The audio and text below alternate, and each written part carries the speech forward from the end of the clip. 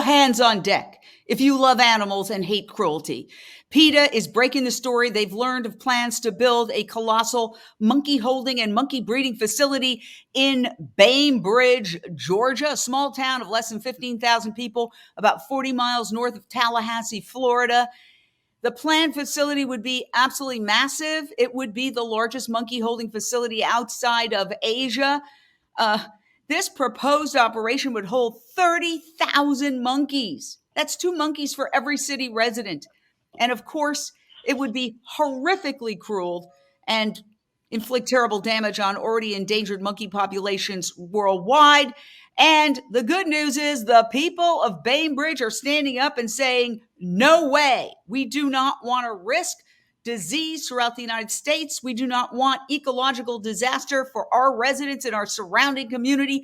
There you see some of the local residents who are manning a table. There you see some other local residents who are showing up with signs at hearings saying, stop the monkey farm. They are out there protesting, and some of the residents have filed a lawsuit as well. So we are going to go straight out to Kathy Guillermo, who is the Senior Vice President of Laboratory Investigations for People for the Ethical Treatment of Animals. Kathy, what is the latest on this horror? Well, the local residents are putting up a really good fight, and they've got some of the officials on their side. Some of the officials have acknowledged that things were done wrong. It wasn't handled properly. And yet the Development Authority and the city of Bainbridge are still apparently backing this proposal. So the fight is not over. So we mentioned that there was a lawsuit, and it's quite a long and involved lawsuit. Will you tell us what happens with that? Where does that stand? Well, this company, Safer Human Medicine, which is barely a company, less than a year old, kind of steamrolled quietly through town, persuaded some officials, it appears, to back this proposal they had for this massive monkey facility. They called a meeting of the various departments, the tax assessors, the county board of commissioners, the city, the board of education, and they put this proposal to a vote. Well, it turns out that open meetings laws were violated in that committee meeting. They didn't put out a proper notice. They were all kinds of irregularities with it. So the lawsuit alleges that the contracts that were approved, that the proposal that was approved by the officials are illegal and should not be honored. And that's what the lawsuit's about. So far, the county and the Board of Tax Assessors is agreeing with that, but the city and the Board of Education are not. Wow. So could this lawsuit stop it in its tracks or at least postpone it? Because if there's pending litigation and allegations of illegality by local government officials and how they handled this, how can they legally go ahead with it, Kathy? Yeah, that's such a great question. I think it could stop it in its tracks. It really could, because if they can't honor the $60 million in tax incentives they offered to this company, then the company is going to be hard pressed to want to go forward with it. What is really complicating this is that there is a bond validation measure that has already been approved by the court in Georgia, and it's very hard to stop those. The locals are trying their best, the district attorney is trying, but it's very difficult to stop these. So we really need the city and the Board of Education to come together and say to this company, well, if you're coming here, you're not getting the $60 million in tax incentive. We're not building your wastewater treatment plant. We're not doing your lobbying, and we're not going to smooth the way for you to abuse tens of thousands of monkeys in our backyard. All right, we've got callers lining up. Paige in Los Angeles, your question or thought for Kathy Guillermo of PETA. Are you saying that taxpayers' dollars are paying for this cruelty? How is this still possible that this is acceptable? And why are we not using humans now who willingly will bring themselves to this cruelty or testing? Why don't we use humans? That's my question. Well, yeah, you raised such an important question, is why are we even using monkeys?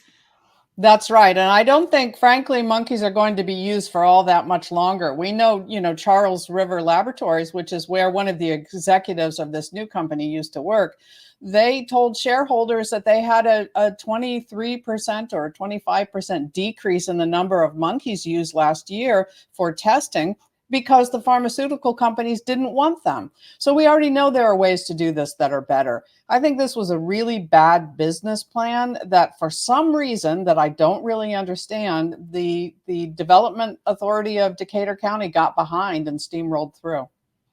Well, come on. We've been down this road before many years ago.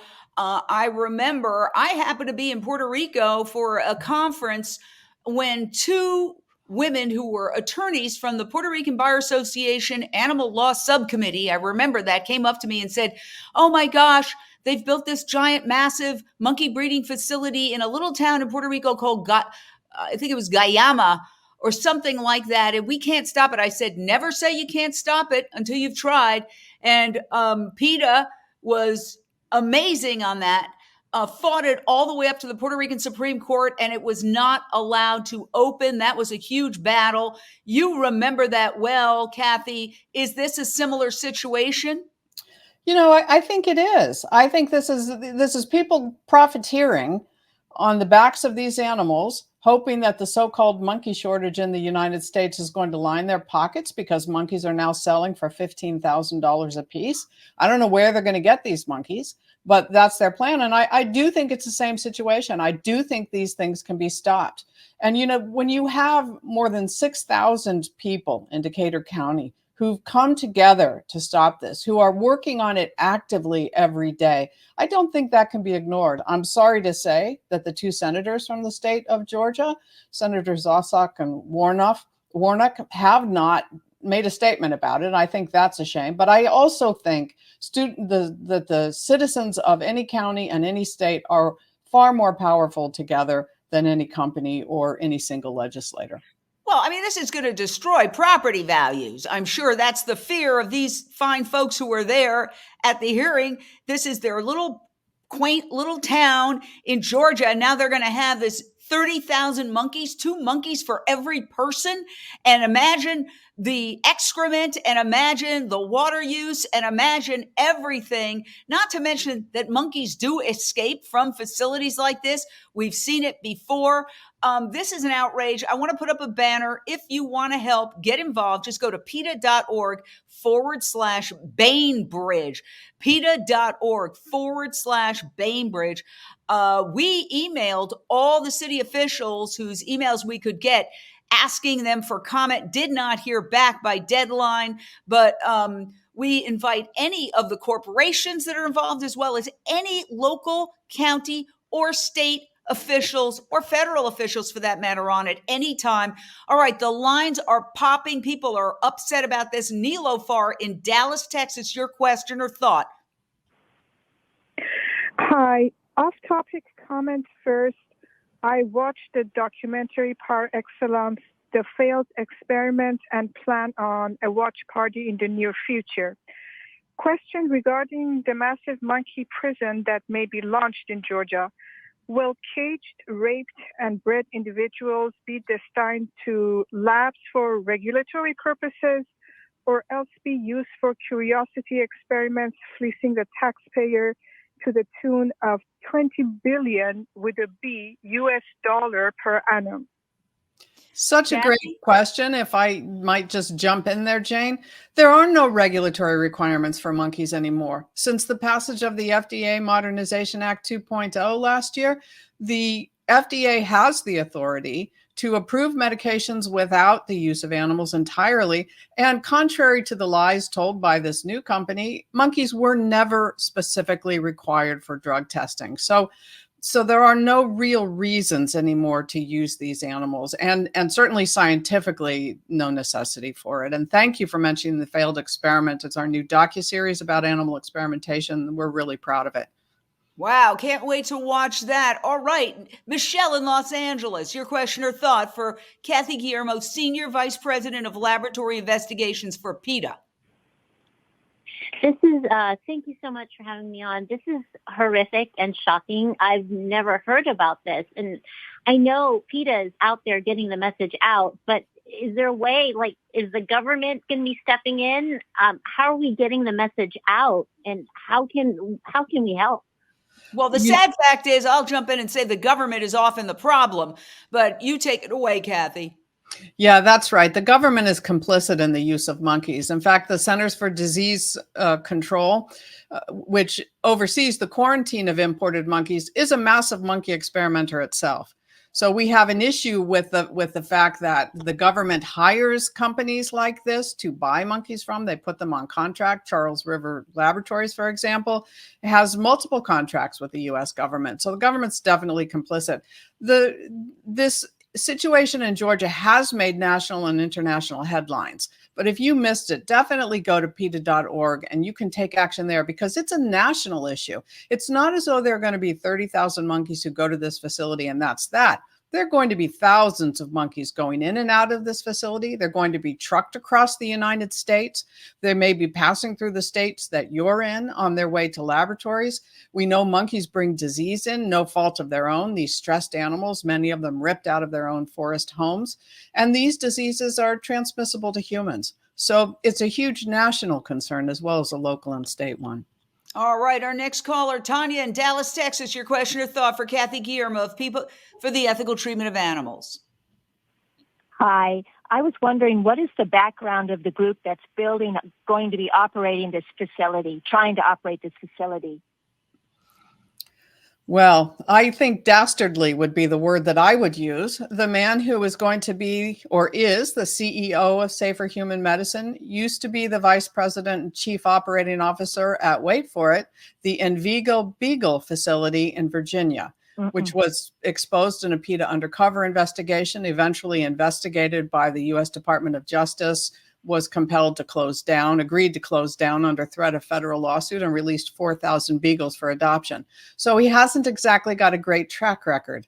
One of the other three people involved comes from Charles River Laboratories, where he was an executive in charge of importing monkeys.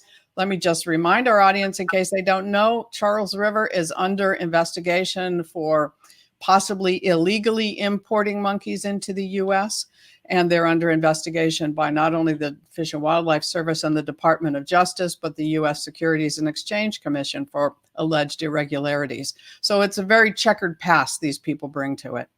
And I would like to play a clip provided by PETA that talks about, essentially, this is one of the people who is running this company that wants to open this monkey breeding facility. Here's what he told the people of Bainbridge, and then you can respond to it. So COVID happened, and when you produce beagles, typically they're used at 6 to 9 months for the research work. So there was almost zero demand for canines, all right? We could have, and been totally legal, we could have euthanized all of those dogs, all right? And I said, no. We didn't try and make money on it. All right, what's your take on that recorded conversation?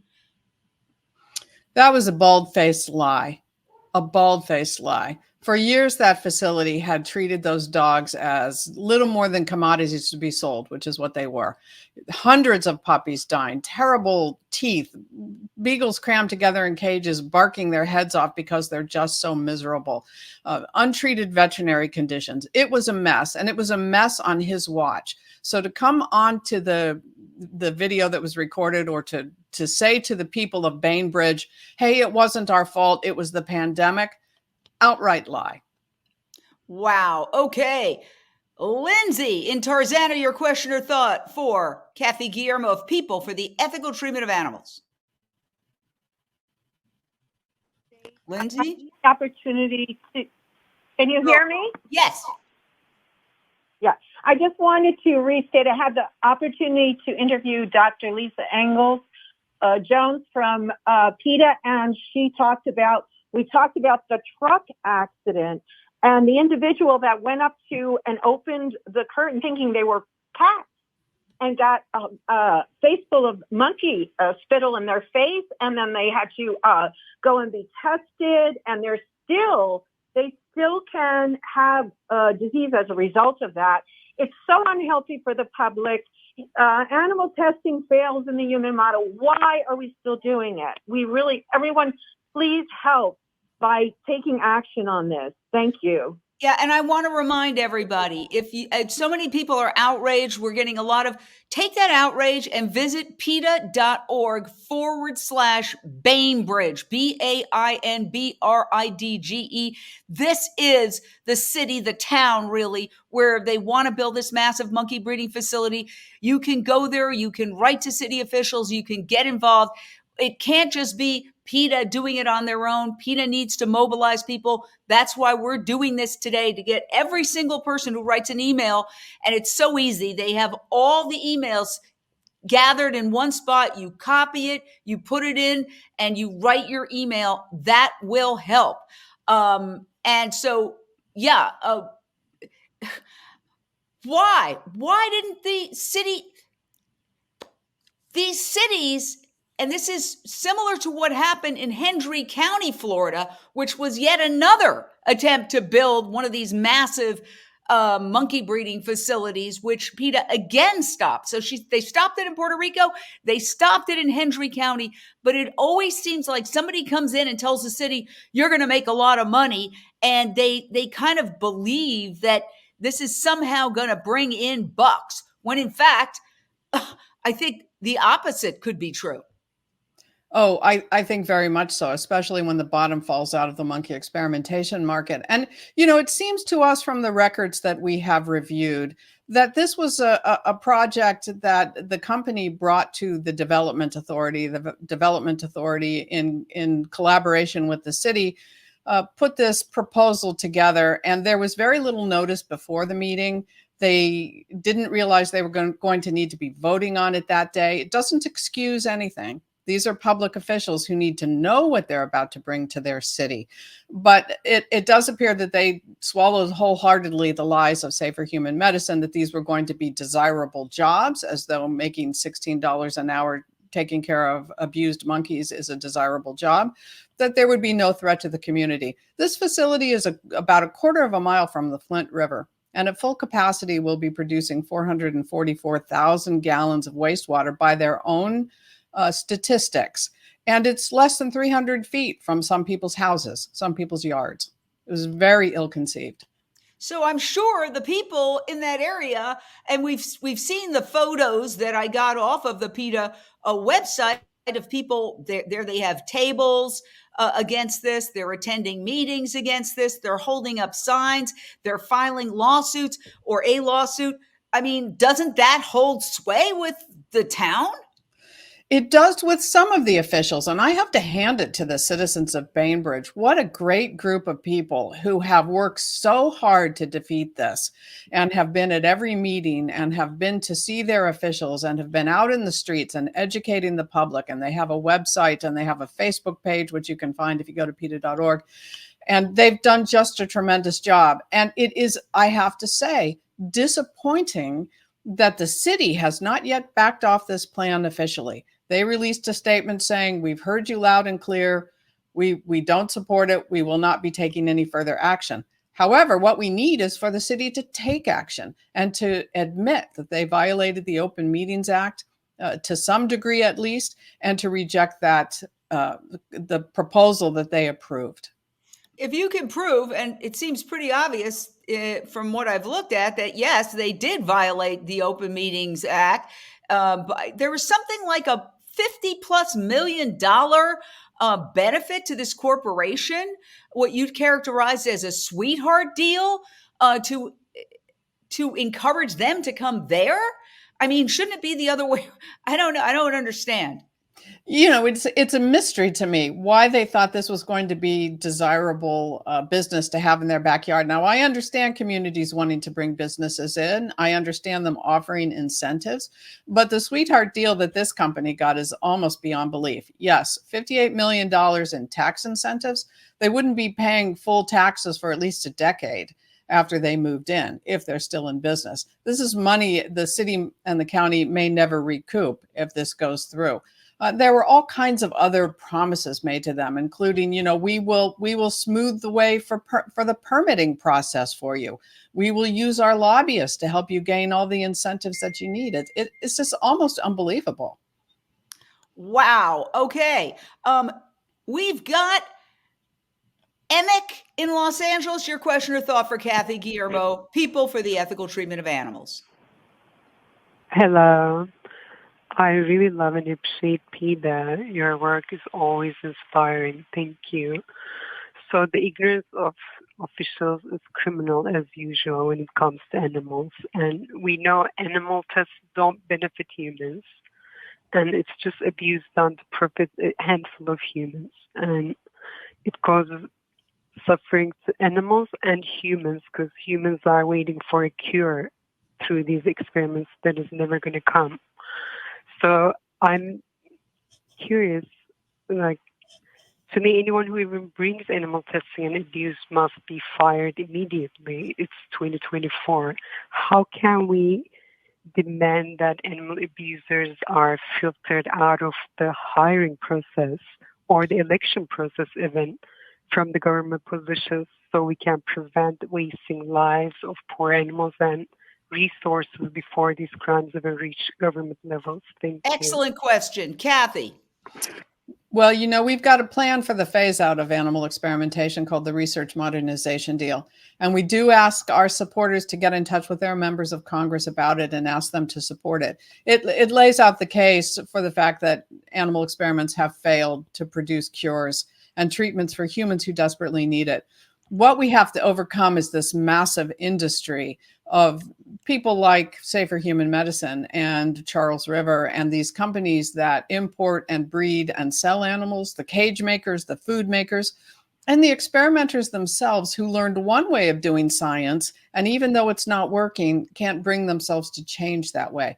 I will say, finally, after many years of submitting formal comments, of protesting the National Institutes of Health, the biggest funder of animal experimentation, we're starting to see a little bit of movement and support for non-animal methods. There's a long way to go. The best thing you can do is get in touch with their legislators and remind them that they need to take action. We have many members of Congress on our side now, so I think this is doable.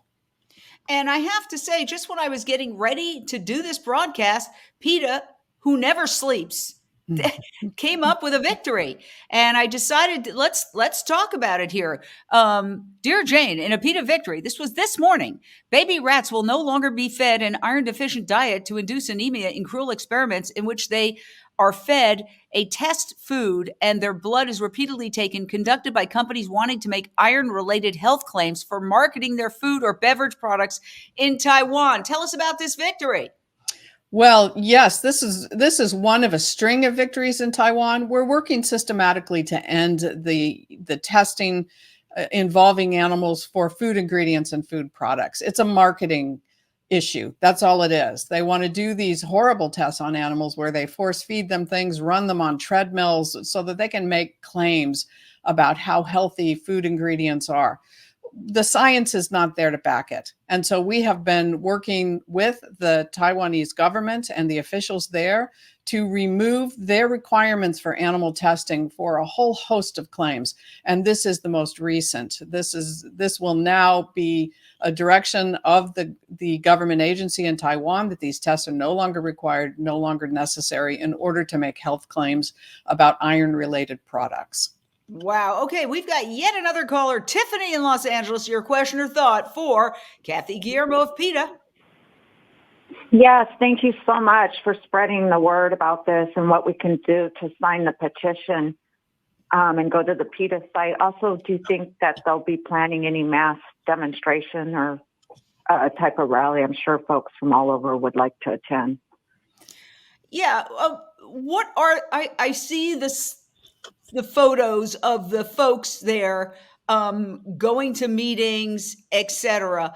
If I hearken back to our time where we successfully, and I say we, I was a tiny little blip, PETA did this, stopped the the Puerto Rico and the Hendry County, particularly the Hendry County plan, Hendry County, Florida. Very similar situation. Company comes in. All of a sudden, there's like backroom dealing, allegedly, and suddenly they've got this plan for this massive monkey breeding facility. PETA did, correct me if I'm wrong, an undercover investigation at the facility that was going to be sort of like the basis or the home site for the new facility. And I can tell you what stopped it was PETA and a lot of extremely confrontational protests by local residents. And I'll never forget this moment where there we are outside the Hendry County Courthouse, and some of the proponents of this monkey breeding facility said, these are animal rights extremists. And all of a sudden, about 20 old ladies in tennis shoes, one of whom was wearing a little hat with a plastic orange on her head, in their 80s, were like, you're going to call us animal rights activists? We're citizens. We don't want to ruin our beautiful state and our beautiful community. Clearly, these were local residents. These weren't some animal activists who came in from out of state, as was alleged. I was out of state, but I was there as a reporter.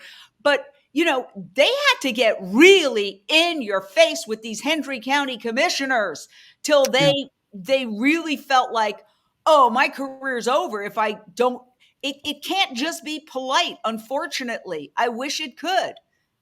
Well, I'll tell you, the residents of Bainbridge have been very much in the faces of their officials. They've been to the city meetings and the county commissioners.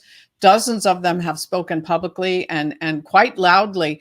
And because Bainbridge is a small town, they see these people on the streets, and they're in their faces on the streets. There has been at least one protest, and I think there will be more. At the moment, the method that what we have needed is for people to speak out to their legislative representatives, to the officials in those meetings, and that, I think, will lead to the kind of protests that you're talking about. On a national level, at the moment, there is the most effective thing that people can do is take action on our website, send those emails. It is a national issue.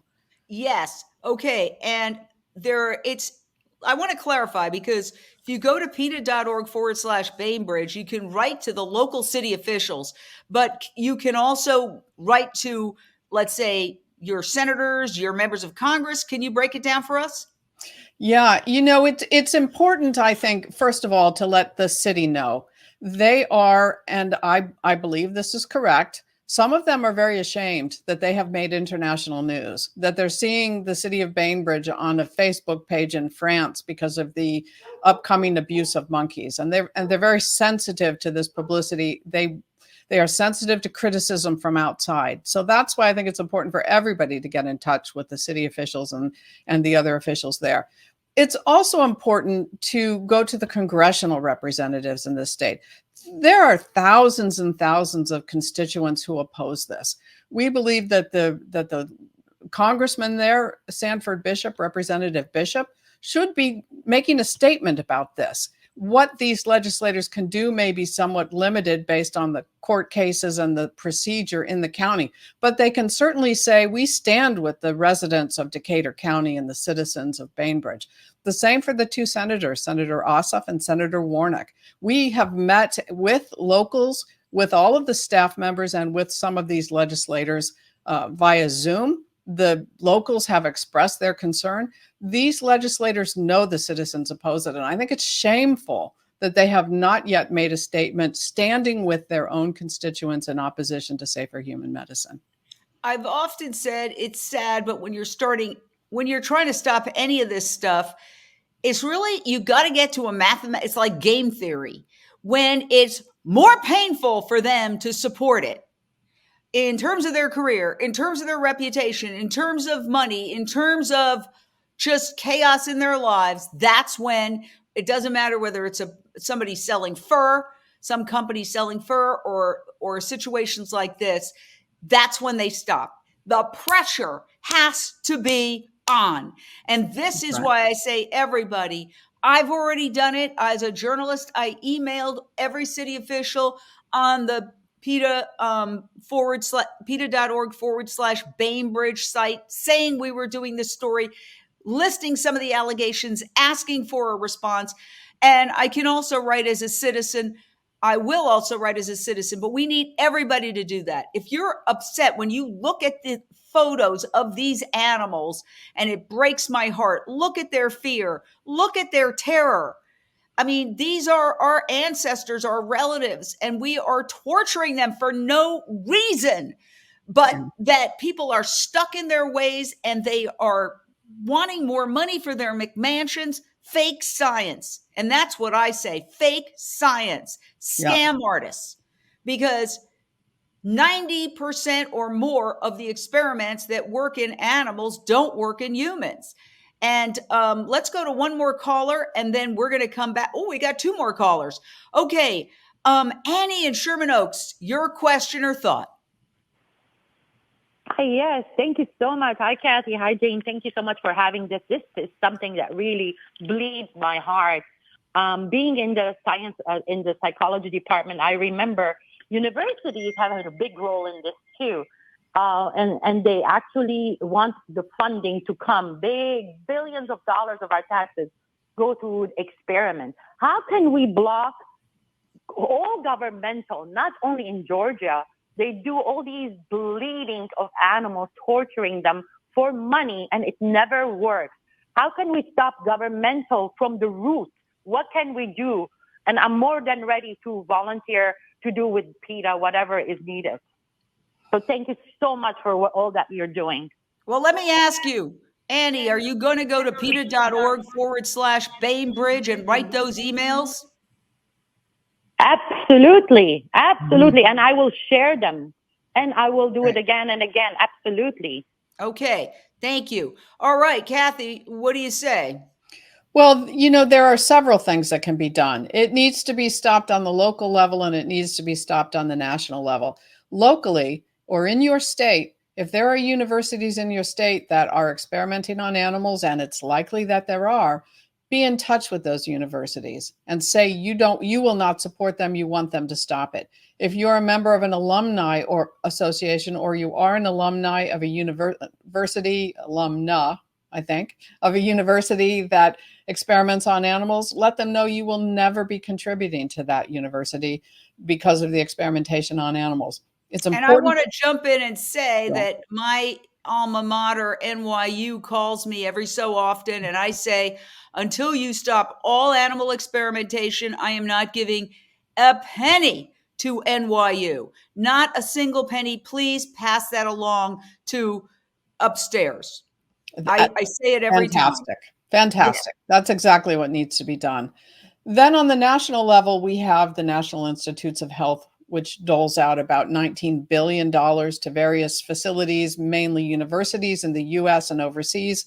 And they have a long way to go. And the only thing that is going to change it is public outcry. It's just as you said, Jane, it's got to be pressure, and it's got to be constant. It's got to be more painful for them to do this than to stop it. And that's both pressure on NIH, and you can do that through many of the action alerts on our website, and also members of Congress. There are two things, if I may say, for members of Congress. One is to urge them to support the Research Modernization Deal, or the RMD as we call it.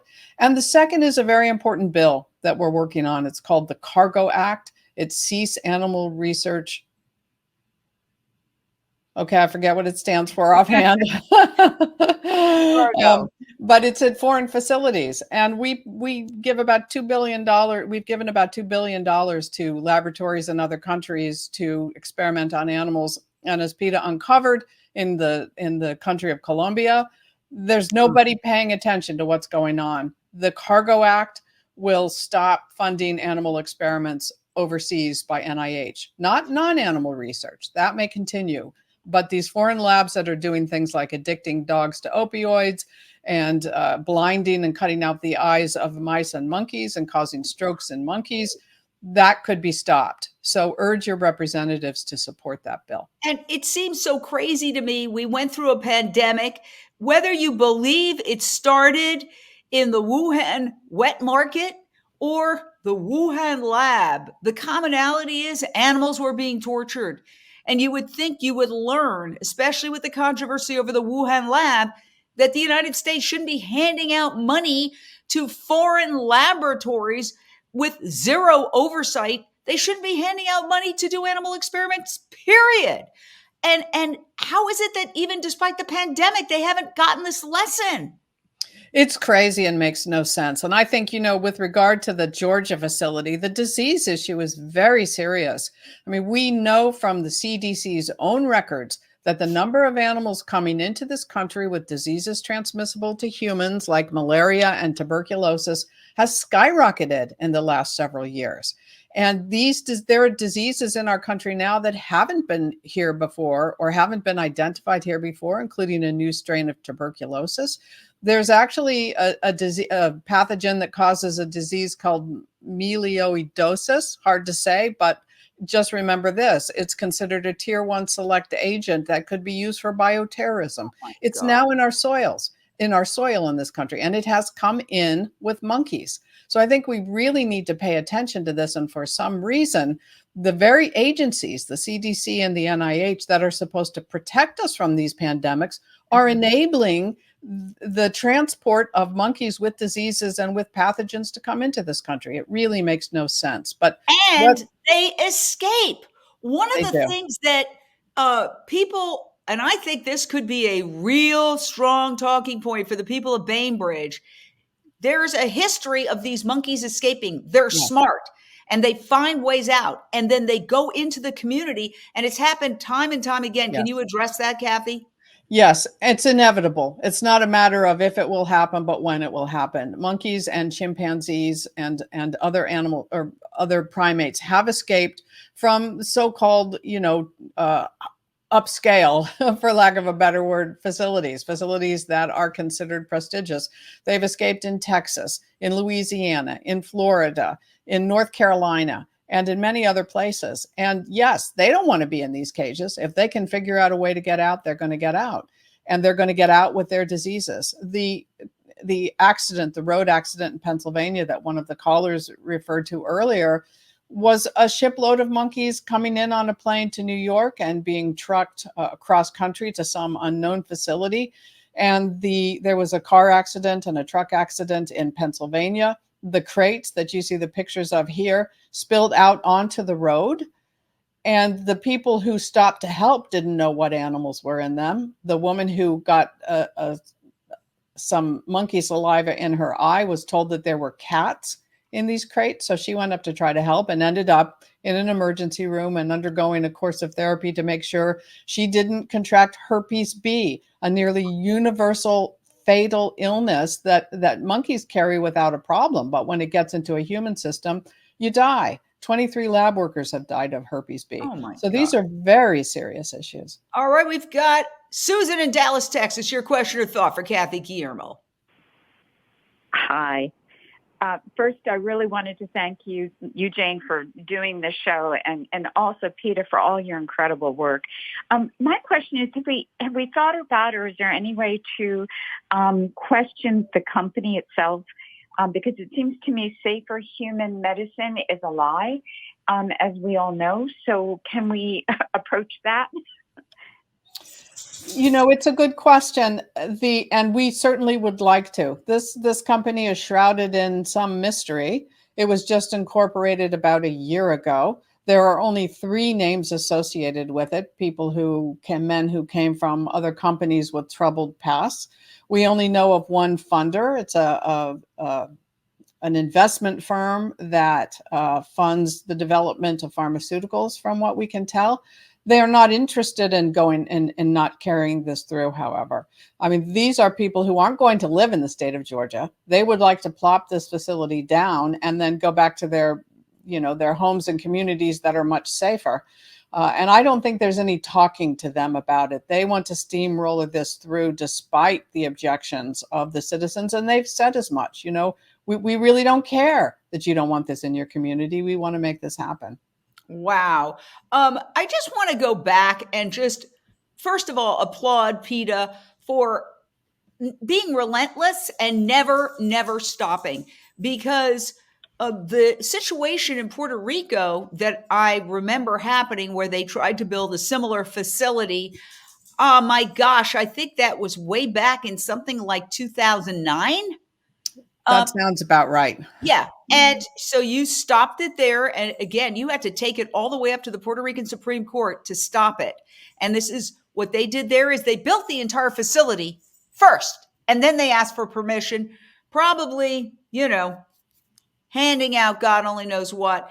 But because they didn't get the proper permits, it went all the way up to the Puerto Rican Supreme Court. They weren't allowed to open that facility. Then we had a situation in Hendry County where there was a plan to bring in a new facility. There was some guy who came from out of town who was kind of like promoting it, and it was such a saga. I remember that there was a moment where all the different counties were going to show off their business plans and everything they were going to do for new business. And we were there at this event in Fort Myers, sitting at all these tables. And there was this one activist who said, I really don't want to be here. And I said, well, you don't have to be here if you don't want to. We bought tickets. We're here. Let's just see what happens. And we were just sitting there as Hendry County did their entire presentation, never mentioning the proposed monkey facility. And this same woman who was so reluctant to be there suddenly jumped up. This happened, ran to the front of the stage, jumped on the stage and said, you are lying. You are omitting the huge monkey breeding facility you want to put here. All hell broke loose. And that was the end of it. And then when we drove up to investigate further, a few days later or a week later, sometime later, the guy who had come from out of town to push this whole thing had left. And literally it was like he cleared out and fled. The door to his home was open. And we just walked in and we looked. It was like he skipped town. That has never lost me. Never left me, that whole saga where one protester, who at first didn't want to be there, but then when she heard the dissembling and saw that they were going to hide this big plan, just lost it and jumped up there. She wasn't violent, but she disrupted the whole thing and said, you're leaving out your big plan. And it made the news. It was chaos. And that's what did it in. I personally believe, obviously, along with the great work of PETA, it just shows you one potent activist really putting her foot down and being disruptive in a peaceful, nonviolent way that can also help. It's everything, Jane. It's everything. And as far as sticking to a campaign, well, that comes directly from my boss, Ingrid Newkirk, who always says animals don't need 5-minute friends. We've got to start something and we've got to see it through. And I have to also let your audience know that Charles River is trying to put a similar facility in Texas. And we've worked with the locals there. We're perhaps in a slightly better place there now than we are in Georgia, because Charles River has said, look, we didn't know there would be such opposition. We're putting this plan on hold for the moment. The fight's not over. But the point is, this can happen anywhere. This can happen in your community. If you think it's just Georgia or you think it's just Brazoria County, Texas, it's not. It can be anywhere where there's a piece of land where somebody thinks they can make money by buying and selling monkeys like they're slaves. Wow. Well, we have a lot of people who called in from Texas today. So what can they do? It's Brazoria County where they were trying to plan this? That's right. It's down by the Gulf Coast. They want to put in a facility that's on a wetlands area, which of course is extremely dangerous for a whole lot of reasons. And in both Texas and Georgia, the storm issues are significant. There are hurricane areas, there are flood areas. And if I spoke with an organization that does a lot of work with small animal shelters in Georgia, and she said when there's a storm and there's a flood, it is a disaster when you have 50 dogs in a facility. Imagine you have a flood and there's 30,000 monkeys in them.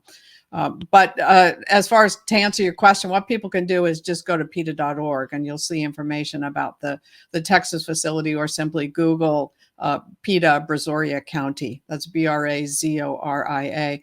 And unlike in Georgia, we've had the good ear of many legislators who are listening to their constituents. And the city and the county officials in that community have listened to their constituents. And that's what we need to happen in Georgia as well. Wow. Well, I hope that some residents of Bainbridge are watching, or we can send them this video, because I could tell them, step it up, step it up. I mean, It's so daily great. protests, Yeah. daily protests. Daily protests, and 3 cheers for those folks who are working so hard to stop this. You know, this is, it is everything. I can't emphasize enough, Jane, as you've said, that sometimes it's one activist, sometimes it's 10,000, but the more the better, and the more constant the better. And, being oh so very polite, is not going to work. It's not going to work. We have to raise our voices for the animals, because the bad guys don't really hear until we speak forcefully. Polite letters, I wish I was wrong. I wish polite letters would work. But, throughout all of these campaigns, it always starts with a polite letter, doesn't it? In virtually every case. And you're right, silence is death for animals. They don't have the time to wait for us to be quiet and to be polite. We need to be loud, and we need to know we're right, and we need to keep it up. So let's talk. You said that there are promising aspects to what's happening with animal experimentation, the research modernization deal. Where does that stand? Because what is it in a nutshell, and where does it stand? The research modernization deal was developed by scientists at PETA in response to a request from the Dutch government, who was looking for a plan to phase out the use of animals. And so on very short notice, we put together all the information that we already had, but had never quite been put together in a strategy before. And what it does is lay out the evidence that shows the failure of animal experiments. For example, the 95 to 100% failure of all treatments for many serious disease areas that have not worked in humans, even though they appear to be promising in animals. And then it's a strategy, a 5-point strategy that says, here's what officials need to do. First of all, when we know an area of animal experimentation is not working, say sepsis experiments on animals, sepsis, of course, being what happens to so many people in hospitals when their body reacts to infection and can shut down, kills more than 100,000 people a year. 150 drugs developed in mice, none of them worked in humans. So when we know an area of research on animals is not working, stop it immediately. We know it doesn't work, quit putting good money after bad. The second is to find out scientifically every other area that we're not sure about. Conduct those systematic reviews, put together the evidence, which we know is there, that it's not working, and then stop those areas. And then there are a number of other steps involving implementation of non-animal methods. We have to change the committees that review the proposals for funding at NIH, because these committees are largely composed of animal experimenters. And we need people with expertise in non-animal methods. We need the government to get behind education on non-animal methods. The methods are there. This isn't a matter of we have to develop a whole lot of new things. It's there. But we need to encourage young researchers to follow this information, to learn about non-animal methods, and we need to take the pressure off graduate students in the sciences to do animal experiments, which is something we exposed in a short documentary called Test Subjects, about 3 of our scientists who were compelled to do animal experiments in order to get their doctoral degrees. And it was so devastating for them, it changed the whole course of their careers. Oh, I can't